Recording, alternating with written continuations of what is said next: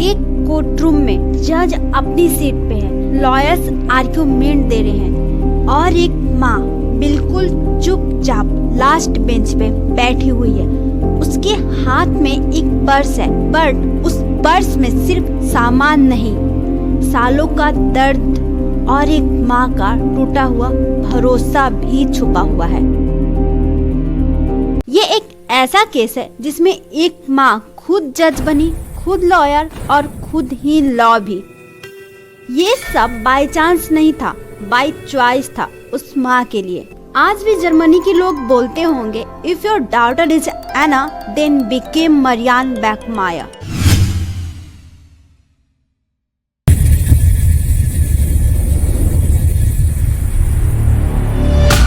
Marianne Bachmeier का जन्म 3 जून 1950 को Sarstedt Lower Saxony West Germany में हुआ था। उसका बचपन बिल्कुल भी नॉर्मल नहीं था।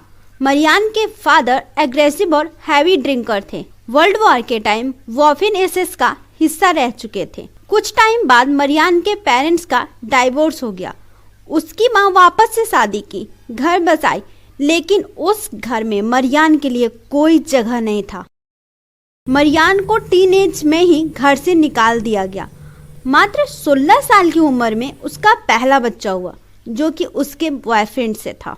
मरियान उस बच्चे को अडॉप्शन में दे देती है, क्योंकि उसका खुद का रहने का कोई ठिकाना नहीं था, ना ही कोई सपोर्ट था, तो वो उस बच्चे को कैसे पालती। आफ्टर 2 ईयर 1968 में 18 ईयर्स में मरियान वापस से माँ बनी, लेकिन इस बार सिचुएशन बहुत ही अलग था।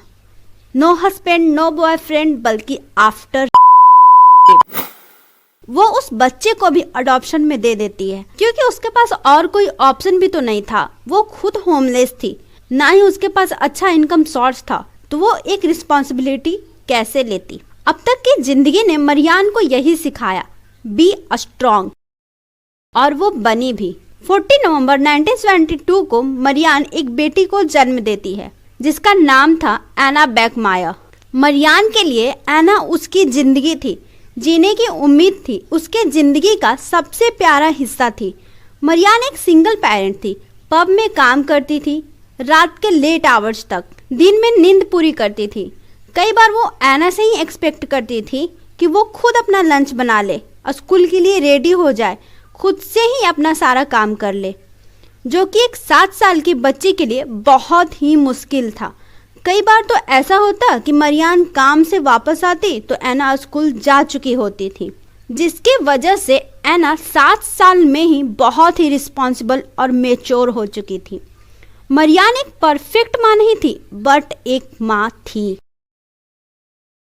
मरियान के घर के पास में ही क्लाउस ग्रैबोशिकी रहता था, जो कि 35 ईयर का था। कुछ साल पहले ही वहां शिफ्ट हुआ था। ये कोई नॉर्मल बंदा नहीं था, ये पहले से ही कन्विक्टेड ऑफेंडर था।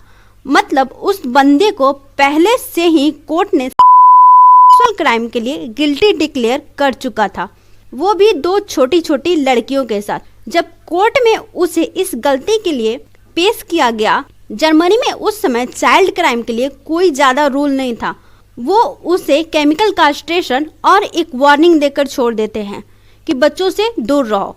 केमिकल कास्ट्रेशन में हार्मोन्स कंट्रोलिंग मेडिसिन दिए जाते हैं या इंजेक्शन, जिससे टेस्टोस्टेरोन लेवल बहुत कम हो जाता है, या डिजायर और अर्ज भी बहुत दब जाता है, जिसकी वजह से कोई भी बंदा वापस वैसा क्राइम ना करे।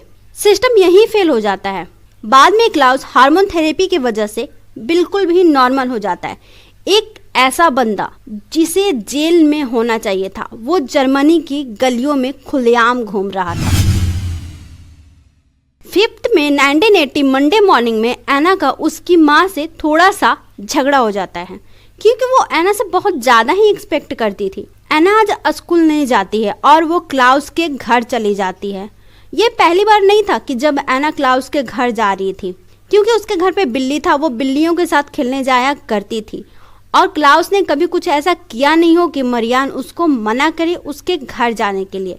तो वो नॉर्मल डे की तरह उस दिन भी क्लाउस के घर चली जाती है बिल्लियों के साथ खेलने के लिए। लेकिन क्लाउस उस दिन डेविल बन चुका था। वो एना को घर में अंदर बुला लेता है, उसका रेप करता है, घंटों सेक्सुअल असॉल्ट करता है। और जब एना बोलती है कि मैं माँ को बता दूंगी, तो वो अपने फियांसे के पैंटीहोज से उसका गला घोट देता है। बाद में उसकी बॉडी को बॉक्स में बंद करके कैनाल के किनारे फेंक देता है। शाम को क्लाउस की फियांसे क्रिस्टियाने आती है तो उससे वो सब कुछ कन्फेस कर देता है और कई एक्सक्यूजेस भी देता है। Baby it's because hormone therapy, my hormone were not under my control, she provoke me, blah blah blah. लेकिन क्रिस्टियाने उसकी एक ना सुनी और वो पुलिस को कॉल कर देती है। पुलिस उसी शाम क्लाउस को अरेस्ट कर लेती है।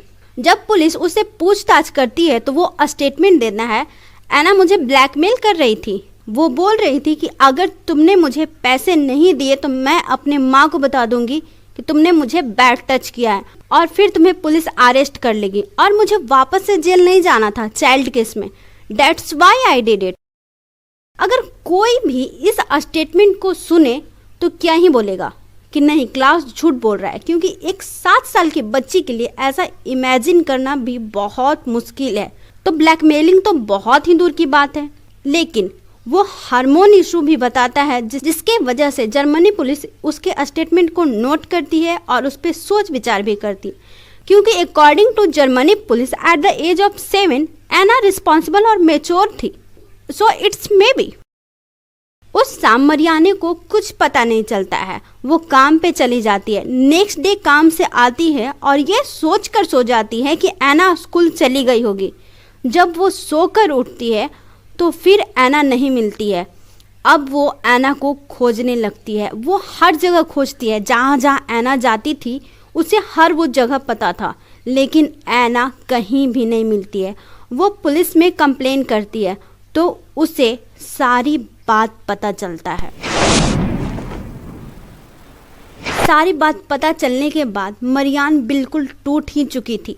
वो अब जीना ही नहीं चाहती थी, क्योंकि मरियान की जिंदगी में एना तब आई थी जब वो 2 बच्चे को खो चुकी थी, और किसी को खोने के बाद ना उसकी कीमत वैसे भी बढ़ जाती है इंसान के लाइफ में। मरियान के जीने का वजह अब एक ही था, एना को इंसाफ दिलवाना।